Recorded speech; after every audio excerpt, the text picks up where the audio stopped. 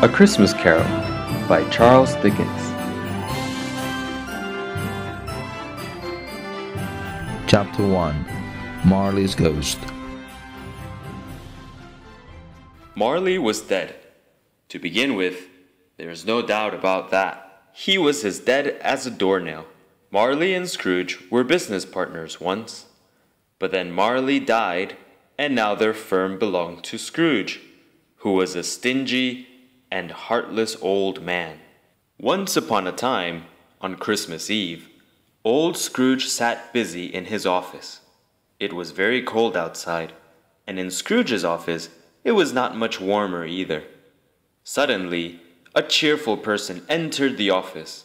It was Scrooge's nephew. Merry Christmas, Uncle! God save you! Fred said. Bah! Said Scrooge. Humbug! Christmas humbug, Uncle? Said Scrooge's nephew. You don't mean that, I'm sure. I do, said Scrooge. What's Christmas time to you? You have to pay bills without money. You're a year older, but not an hour richer. Keep Christmas in your way, and let me keep it in mine. Keep it? But you don't keep it, said Scrooge's nephew, who was a very friendly young man. He even tried to cheer Scrooge up, and invited him for dinner on Christmas Day. But Scrooge said no, and sent him out.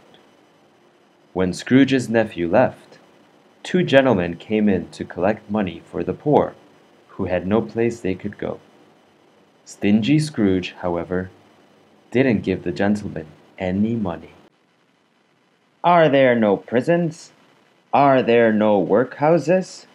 He asked sarcastically, and told them to leave the office. When it was time to close the office, Scrooge talked to his clerk, Bob Cratchit. You want all day off tomorrow, don't you? Said Scrooge. If that is okay, sir, answered the clerk. It's not okay, said Scrooge, and it is not fair. After all, I have to pay you for the day, although you don't work. But if it must be, I want you to start work even earlier, the following morning. Cratchit promised that he would, and the two went home. Scrooge lived all alone in an old house.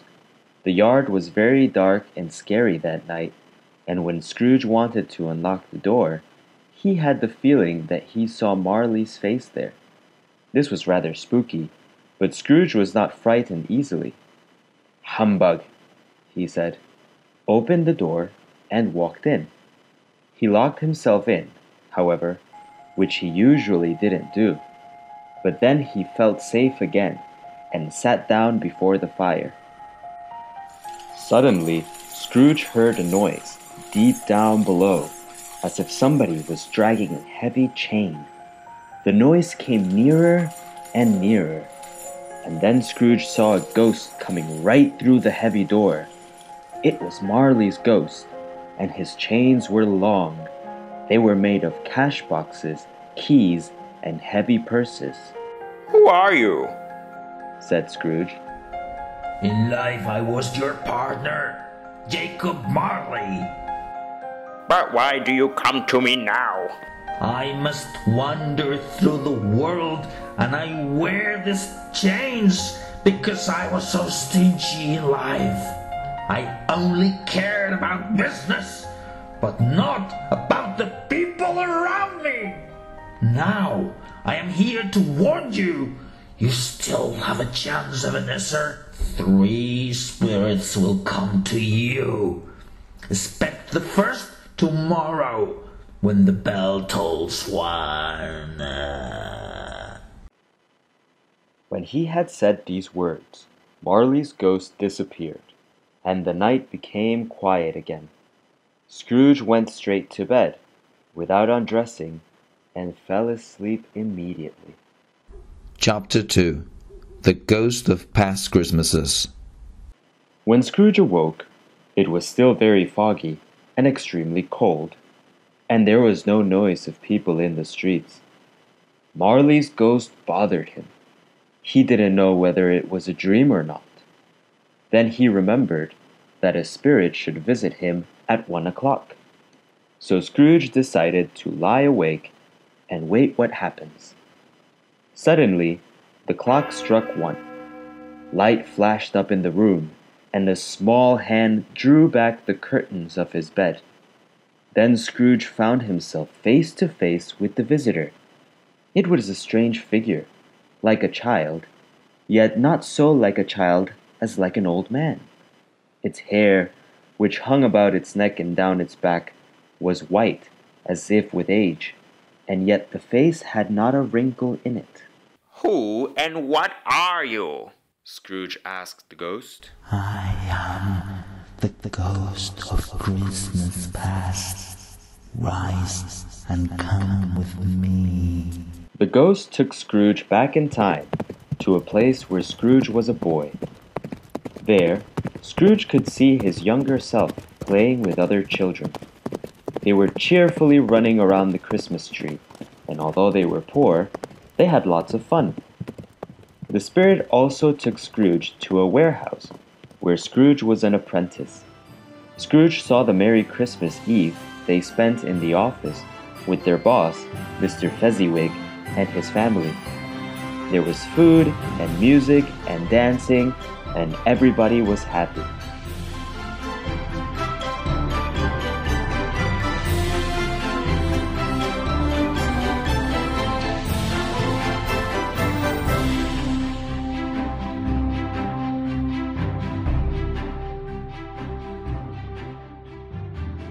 Then the spirit took Scrooge to yet another place. Scrooge was older now. He was not alone, but sat by the side of a beautiful young girl, Belle. There were tears in her eyes.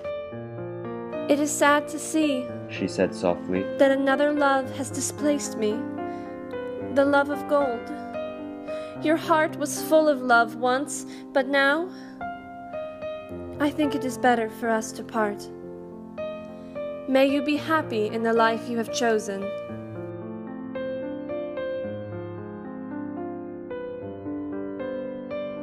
"Spirit," said Scrooge, "show me no more.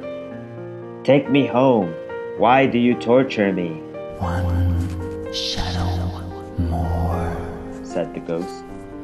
They were in another scene and place, a room, not very large or handsome, but full of comfort. There was a happy family celebrating Christmas with all their warmth and heartiness. Scrooge recognized Belle, his former girlfriend. She was married now and had children. "Belle," said her husband with a smile, "I saw an old friend of yours this afternoon." Mr. Scrooge it was. I passed his office window, and it was not shut up, and he had a candle inside. I could see him there. His partner is dying, I hear, and there he sat alone. Quite alone in the world, I do believe. "Spirit," said Scrooge in a broken voice, "take me back. I cannot bear it any longer." And finally, Scrooge found himself in his own bed again. He was very exhausted and sank into a heavy sleep.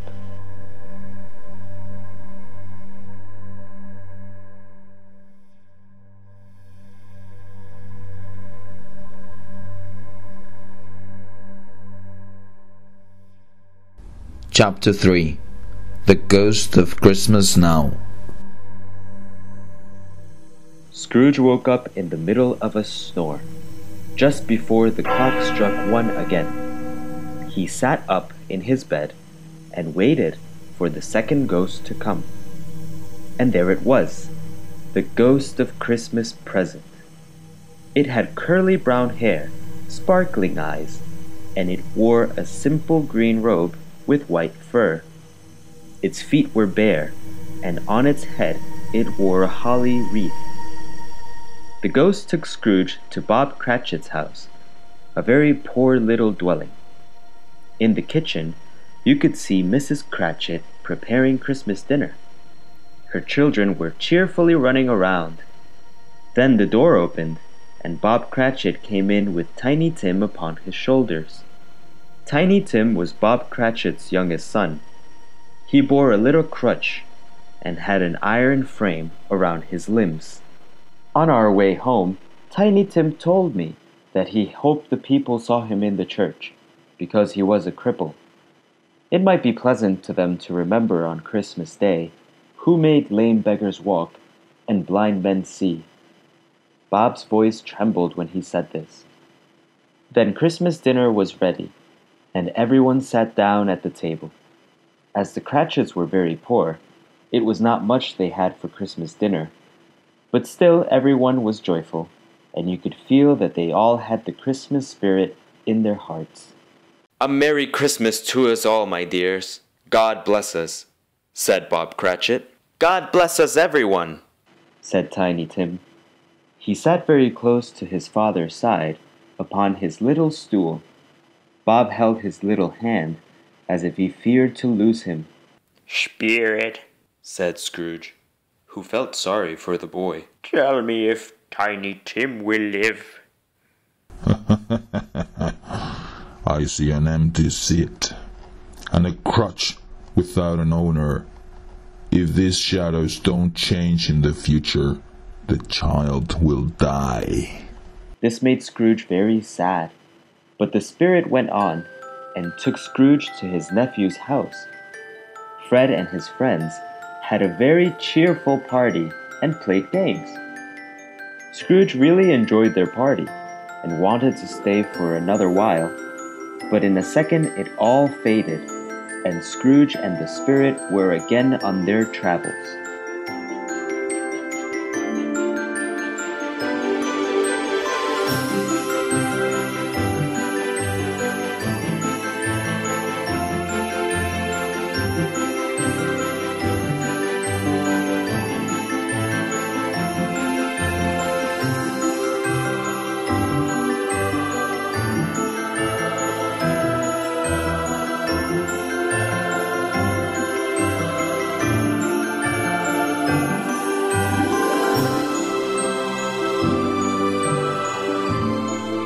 Suddenly, Scrooge noticed something strange about the ghost.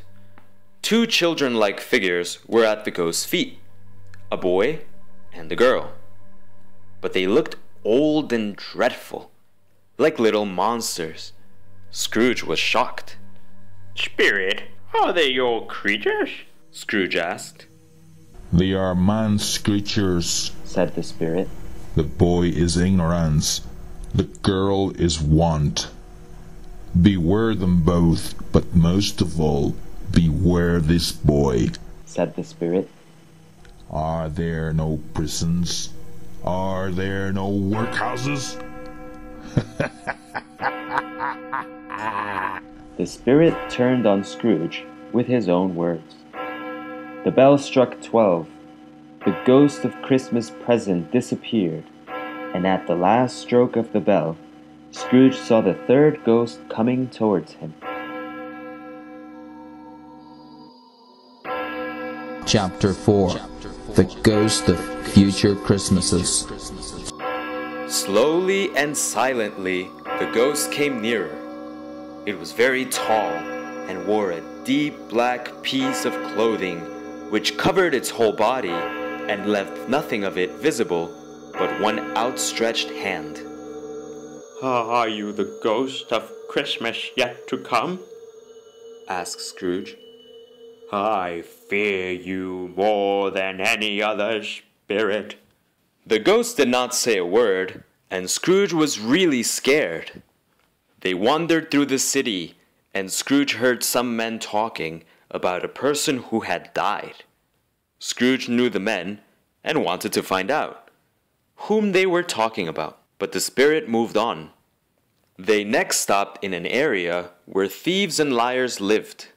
They had stolen things with them and made fun of the person who once owned those things. "Ha ha, he frightened everybody away from him when he was alive to profit us when he was dead. Ha ha ha ha." After that, the ghost led Scrooge through streets that were familiar to him. And as they went along, Scrooge looked here and there to find himself, but nowhere was he to be seen. They entered poor Bob Cratchit's house, and found the mother and the children by the fire. Quiet, very quiet. The noisy little Cratchits were as still as statues. When Bob Cratchit came in, the children hurried to greet him. Then the two young Cratchits got upon his knees and laid their little cheeks against his face, as if to say, "Don't mind it, father. Don't be sad." "You went there today," said the wife. "Yes, my dear," returned Bob. "I wish you could have gone. It would have done you good to see how green the place is. But you'll see it often. I promised him that we would walk there every Sunday." "My little child," cried Bob. "My little child." He broke down in tears. He couldn't help it. If he could have helped it, he and his child would have been farther apart, perhaps, than they were. The ghost moved on, and took Scrooge to a churchyard. The spirit stood among the graves, and pointed down to one. Scrooge slowly went towards it, and following the ghost's finger, read upon the stone of the grave his own name, Ebenezer Scrooge. "Spirit!" Scrooge cried. "Hear me! I am not the man I was. I will not be the man I must have been so far. Why show me this, if I am past all hope? Good Spirit, I will honor Christmas in my heart, and try to keep it all the year. I will live in the past, the present, and the future. The spirits of all three shall be within me. I will not ignore the lessons that they teach. Oh, tell me, that I may change my fate."